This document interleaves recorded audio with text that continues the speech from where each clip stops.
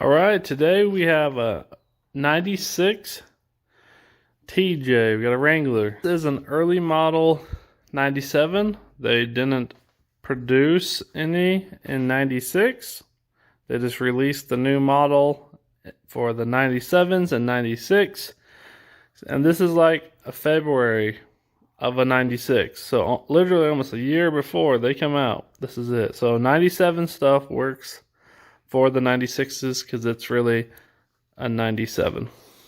We got broken and bad suspension and some weird stuff we're fixing on the old Jeep. Either it had a 2.5 or like a 3-inch, I don't know, Terraflex setup that's kind of boshed, and some stuff isn't right with the sway bars, and the front end shakes like crazy, and it's missing the shock on the rear. It needs some love. This Jeep needs some love. So we went on the old interwebs. We picked this up. A new spring shock rough country kit. 3 1/4. Spring and shock setup. And the instructions look pretty good. Everything is there. And we're going to put it on. We're going to get it better. We're going to make it where he can drive it down the road and then not shake and rattle you to death. And actually have a shock back here, because it does like weird things with no shock on the back of that axle.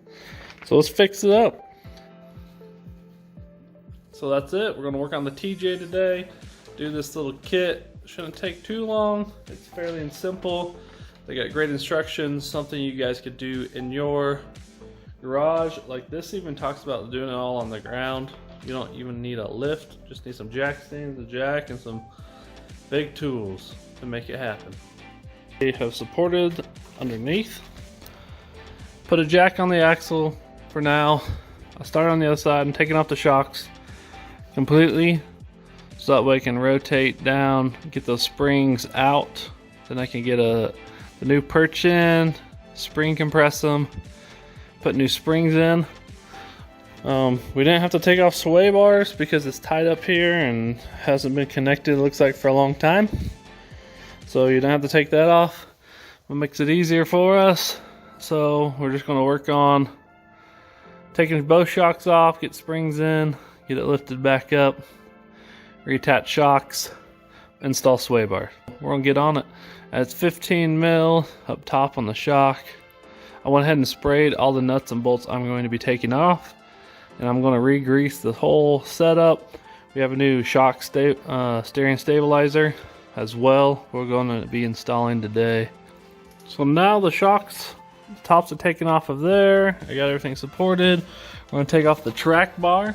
So it has this drop down, connects to the other side, and it helps hold the axle from going side to side. Okay, so note to self, if this one might be aftermarket, so this was not a 15, this was a 19. So they may have put the track bar with the original kit, because I think the lower arms are aftermarket as well, back in the day. So figure out what it is, not a big deal. We'll get her out, drop her down, and get the stuff moving.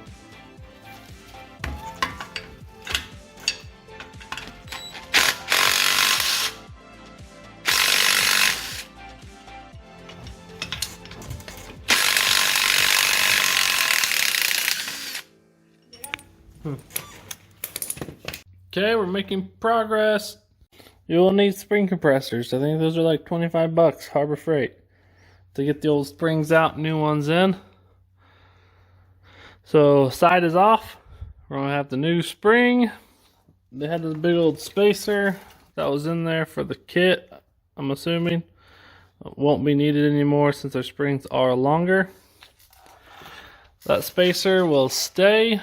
They did send new ones that are the same as that, so these will go in place of that. So then we're ready to rock. So you lost all this, so the easy way to get it off, like this, just pulls out of this cup, and then there's a bolt that screws up into here. So you pull this out, give it some wiggle, it comes out. Your cup's sitting here, unbolt it, it comes off. And then this can slide off of the guide here. Out with the old crusty and with the new. So that will just go up in there for the new spring, replacing it because they sent it. I'll put the cup back on and push back in the bump stop. So first off, height is definitely a difference. Also, the distance in between coils. This looks a little more compact. Looks a little beefier. It's a nice setup. We're gonna put those in the front now. We got the new spacer cushion for the spring. We're gonna get these in. Okay, so after taking these down, make sure it sits down in the little spring holder spot right there. The end of the spring, you can see it's right there in that little indent. Keeps it from rotating. So just gotta finish loosening that up, and then it's in place. Bump stops in, new spacer in. We can do shock, but I'll go do the spring on the other side, come back, do shocks later, and I still need to take off this steering rod stabilizer. Alright guys, just remember, these spring compressors can be sketchy, they can be unsafe. Use them at your own risk. Please know what you're doing with those. If you do use them, you got to make sure you line them up on this side so you have spacing on both, and you got to bring this one in just a hair so you can get your socket or wrench on there. But this side, driver's side, was a lot easier. There's a lot less stuff going on right here. So just be careful with those. It's in now. It's sitting in this little perch notch area. So we're good to go. We can go to shocks. Okay, now we're looking at the shocks. The cylinders are definitely larger than the other kit that was on here. They look great. They look like a good solid piece. I'm liking it. They come with new hardware. And they give you stickers that you can put on after you put them in so you don't destroy them. So I like it. It looks great. Okay, there it is. Now doesn't that look super good? It looks super nice. Loving it. In spot. Now we got stabilizer bar. Eating my dang quesadilla. And we got some sway bar end links and adapters to put on. Front end is almost done. Okay, so I went ahead and put on the steering stabilizer matching rough country setup. Bolt here, setup here. This already has an aftermarket pin. I greased it up, used that one again, but my kit would come with a new one, so I will keep that as a backup. If anything happens with this one, we will be good. It's looking good, and it should work right. Alright, let me show you what I got going on here. I have two jacks. I leveled out the axle, put back in the bar, tightened it down, torqued it down, put the pin in, so it's good to go.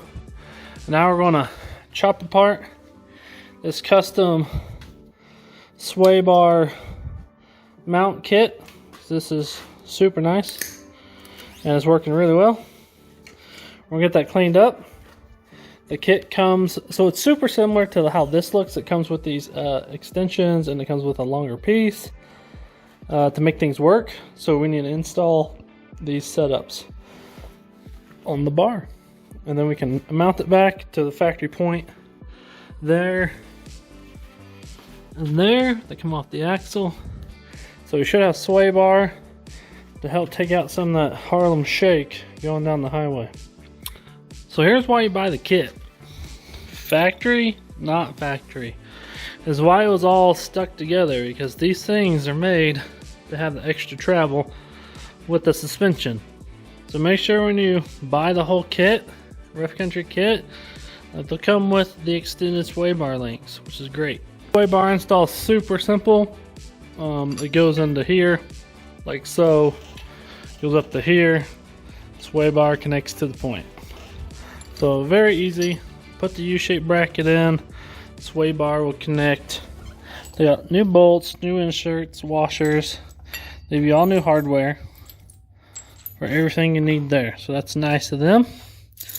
We appreciate that. Alright, sway bars, links in, ready to rock. And then she's looking lovely. Everything's good to go on the front. Let's go to the back now. Okay, we're on the back. So with the shocks off, this side is small enough to drop, short enough. So you take this off and put this thing up there. It says to put it on top of it. So I said, okay, great. I'll put it on top. Unscrewed it, put it in. This one's sitting here.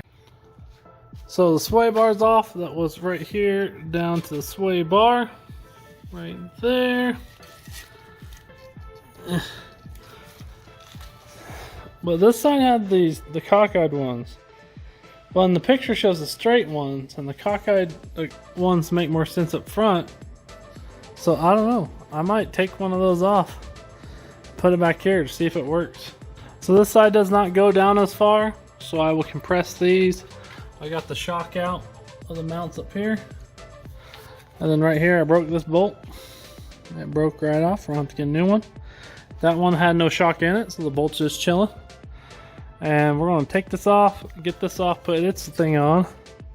Get the spring in on this side. And then I'll lower it down, put jacks under it, level it out so I can put the shocks in to there and there. Alright guys, rear shock's almost in. I broke that bolt. My wife's going to get one. Top's mounted. Everything is in there. So there's the bracket here, which there's already one installed, which they have like gob welded and made it look ugly.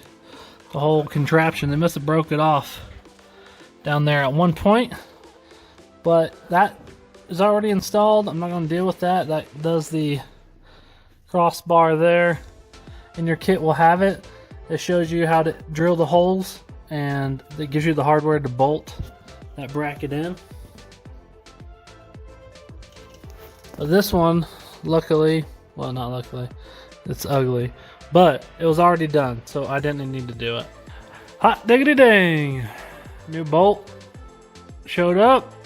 We got them in. Got to clearance the exhaust just a little bit. We had to get some new hardware for up top. Some of them were messed up.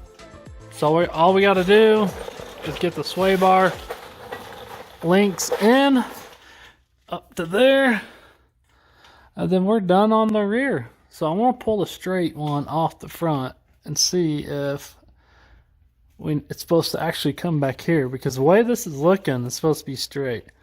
So maybe these were fronts for the kit and they put them in the back, and I don't know. So yeah, I want to put those on maybe up front, which makes more sense.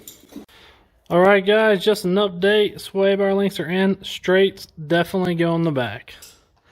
They work. It makes more sense. The other way they had them back here with those crooked ones it did not work. It probably threw stuff off. The front ones with the offset is how it needs to be. So there you go. Done. Greased up all the bushings. Time to put the tires on. Get this thing rocking and rolling. Just so you know, the kit does come with the spacers and hardware to put those in to extend them. This one already has the same length extensions, so I'm going to leave it, which makes it a little easier for me. I don't have to drop each bolt, put in new hardware. It doesn't take long, but I didn't have to do it with this TJ. Okay, wheels are done. Time to bring her down. See how she sits. Take it for the first drive. Alright. Took it out for a drive. There it is in its natural habitat on a pile of rocks.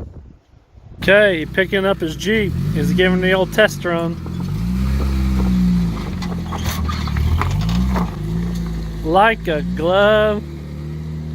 And there you go, rough country, 3 1/4 inch lift, working like a charm, climbing rock piles. Okay, so I hope you enjoyed that. A little how-to, some tips and tricks and things to help you install your kit. Kit will be linked to the description of the one I got. It's nice to have a quality product. It did take me most of the day, so it's definitely a Saturday job. 6 or 8 hours to do front and back by myself and fix some cob stuff that wasn't right. But man, turned out nice.